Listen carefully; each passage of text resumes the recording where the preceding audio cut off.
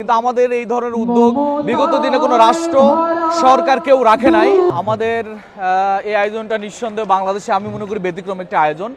বাংলাদেশে আমাদের এই লাইফে এরকম এত বড় কোনো আয়োজন আমরা দেখি নাই, যা রাষ্ট্রীয় বা অন্য কোনো অর্গানাইজেশন বা বড় কোনো প্রতিষ্ঠানের। আমরাই ইসলামী ছাত্র শিবির প্রথমে এই ধরনের একটা বড় আয়োজন করতে পেরেছি। নিঃসন্দেহে আয়োজনটা খুবই চমৎকার। এখানে আমাদের যে অসংখ্য মেধাবীরা, ক্ষুদে বিজ্ঞানীরা আছে, যারা আমাদের এই জাতির এই প্রজন্মের মানে সবচাইতে মেধাবী, আমরা এদেরকে যদি একটু পেট্রোনাইজ করি, এদেরকে যদি নার্সিং করি, এদেরকে যদি সুযোগ সৃষ্টি করে দেই, এরা দেশ গঠন করার জন্য, দেশকে সামনে নেওয়ার যেটা দরকার, আমরা মনে করি আমরা এই প্রজন্মের কাছ থেকে সেটা পাবো।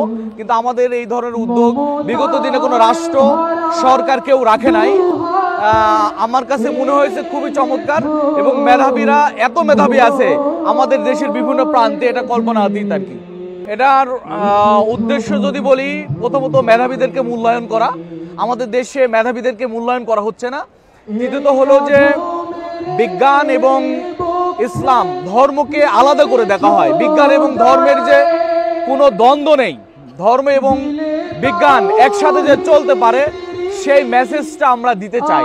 এবং আমরা এটাও বলতে চাই, আমাদের দেশের যারা বিজ্ঞান মনস্ক বলা হয়, বিজ্ঞান মনস্ক মানুষেরা অপসংস্কৃতি নিয়ে থাকে। আমরা দেখি তারা পেঁচা, আমরা দেখি তারা বিভিন্ন প্রাণীর মুখোশ দিয়ে তারা বিভিন্ন দিন উদযাপন করে, তারা আবার নাকি বিজ্ঞান মনস্ক। আমরা ওই জায়গা থেকে জাতিকে বের করে নিয়ে এসে সত্যিকারের বিজ্ঞান চর্চার যে জায়গাটা, সেই মেসেজটা আমরা জাতিকে দিতে চাই। মূলত এটাই আমাদের অন্যতম উদ্দেশ্য। আজকের এই আয়োজনের পুরো আয়োজন ওই ইসলামী ছাত্র শিবিরের। এখানে অন্য কারো পার্টিসিপেশন বা অন্য কেউ নেই, সরাসরি ছাত্র শিবির নিজস্ব আয়োজন। এটা ছাত্র শিবিরের কেন্দ্রীয় বিজ্ঞান বিভাগ এই আয়োজনটি করেছে। যারা অংশগ্রহণ করেছে সেখানে সাধারণ শিক্ষার্থী আছে নাকি সবই? এখানে সকলের জন্য ওপেন ছিল, সবাই সাধারণ। এখানে আমাদের ওরকম সাংগঠনিক কোনো ব্যক্তিদেরকে কোনো ইনভাইট করা হয় নাই। আমরা একদম সবার জন্য আমরা ওপেন ঘোষণা করেছিলাম। এখানে ছেলে মেয়ে, ধর্ম, বর্ণ সকল মানে ভেদাভেদ ভুলে এখানে এই আয়োজনে অংশগ্রহণ করেছে।